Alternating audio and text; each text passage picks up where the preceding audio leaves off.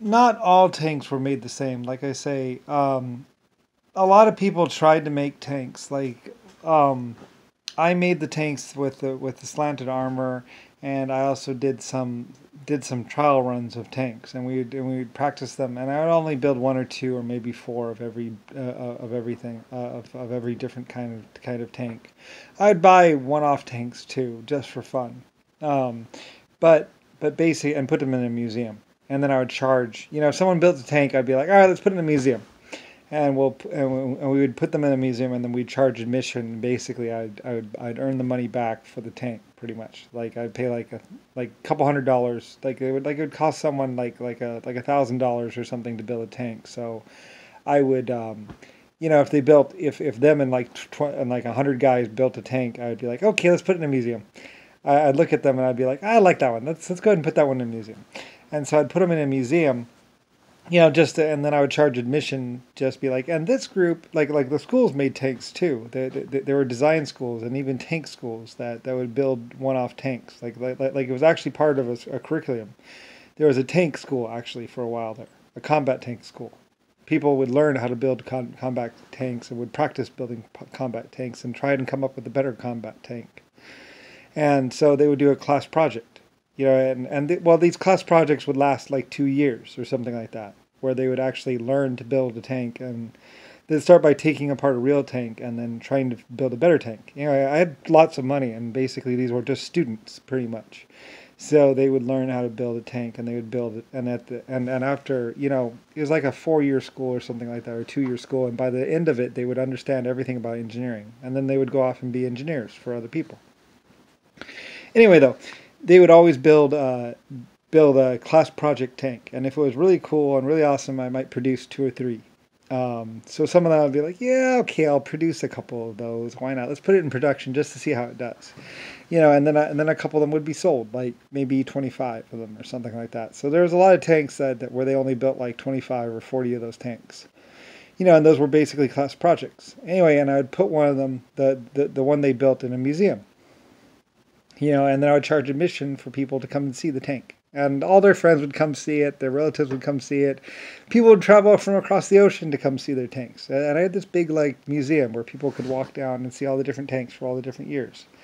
Anyway, so and I made money. Um, so basically, anyway, and then they would build me a better tank. Anyway, though, so there's a lot of and then, you know, like going to my schools was fairly prestigious. I mean, the people lined up. It was like, you got into the tank school? Like, I mean, people were like really, like they were like fanatical about, you might say, about my tank schools, because it was really awesome. It was a chance to work for one of the great ones. You know, I was considered a great one. So anyway, they would work and build a tank for me and stuff like that. So, and they would be given all the best medals and everything else like that, and they would learn about building tanks, and they would build a tank or two. Anyway, though, so basically though, but there was a lot of people that didn't have the benefit of unlimited amounts of money and 5 or 6 different countries funding you, as I did. So there's a lot of people that just, you know, and these people would sometimes go out and build tanks of their own, and or work for somebody else and build a tank. You know, like, oh yeah, you know, they didn't last very long, and they built just a couple tanks. They didn't do the production scales that I did. So basically back then in the old days, a lot of people knew how to build tanks or cars or stuff. They were, you know, the past was extremely mechanical. And basically I was basically, because these people would also tell their wife, their brother, their son how to build tanks too. So for every person I schooled, I was actually teaching like 5 or 6 different people. So it's working. It's working. Anyway, so I was increasing the knowledge ratio of my planet, of the people around.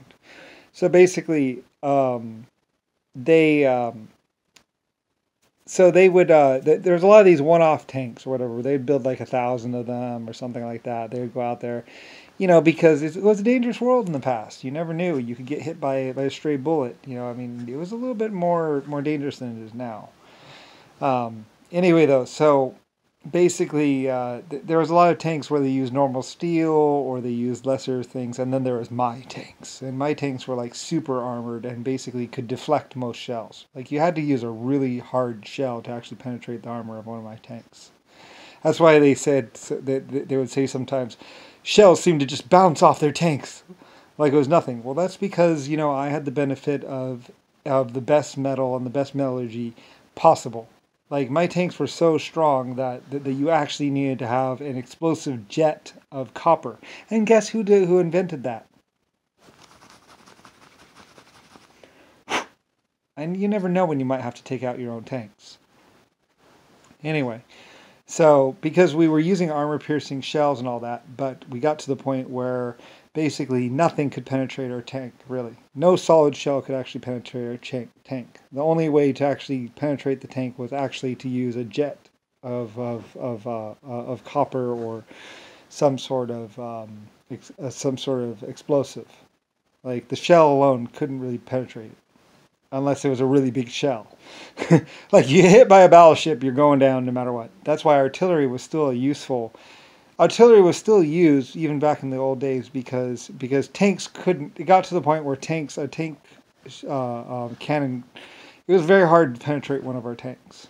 Any lesser tank the shells would just bounce off. You needed to have an explosive shell or some sort of special shell to actually penetrate my tanks. But I didn't have that many built. Well, I did build a couple, like a couple thousand, about maybe a couple hundred. But for every one of my tanks could take out like 2 or 3 or 5 other tanks. Just like the Abrams today. I never lost my edge. I always kept it. The Sherman was actually considered a light-duty tank. That's what I produced for sale. Anyway, I still had the much better tanks that I used. So, and my tanks weren't actually really defeated. I got to the point where I never used my tanks. Nobody would actually even go up against my tanks. And if they did, they died. So it's like, okay. So, like I said, when Israel was being threatened, I sent my white tanks over there. There's photographs and film of my white tanks going to Israel. Because Israel was being threatened. So I was like, and I had a base there. So, and I had my wonderful Jewish people there. I mean, I love my Jewish people. They were pacifist or whatever. They were engineers and designers, and they were just building a city for me. They were working in my mines, and they worked for me. That was it. They didn't deserve to die. They weren't being punished. They were helping.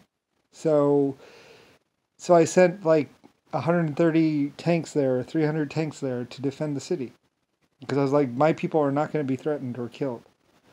So I sent my white tanks into Israel. And I suppose they defended Israel, I hope. Somebody might have taken them over, but I don't think they did. Like I loved Israel. Israel was like my desert city. Like they were they just wanted to work and live. It wasn't anyway, so I ordered my tanks to go there and defend them. Wherever there was, my motto was, wherever there is injustice, wherever there is oppression, my tanks will be there. My men will be there. I would hunt down oppression and injustice until I was no longer alive, or my people were all dead, or I ran out of money. Either way, or food. So, I got to that point where I was going to make it my mission to remove, the suffering of this planet. I did that for other planets too. Earth isn't the only planet. 400 other planets. So anyway, yeah. I paid a lot of money for the best of the best of the best of the best of the thickest armor. Like I say, I built my stuff so my stuff could withstand 2 or 3 hits and then return fire. Because I knew, they'll fire once, and then we know and besides, you can tell if someone's approaching with an overwhelming firepower. Well, gee, I wonder what they're going to do. It's not exactly, you don't have to be a genius to figure it all out. So, anyway, I had my secure Germany, and then I had my secure other countries. So, anyway, we went underground. I liked it underground. I was quite happy underground. So, Anyway, and then we had some stuff on the surface. Besides all the good metals down there. What's that here? Let's go see what's over there. I loved my mining. It was great.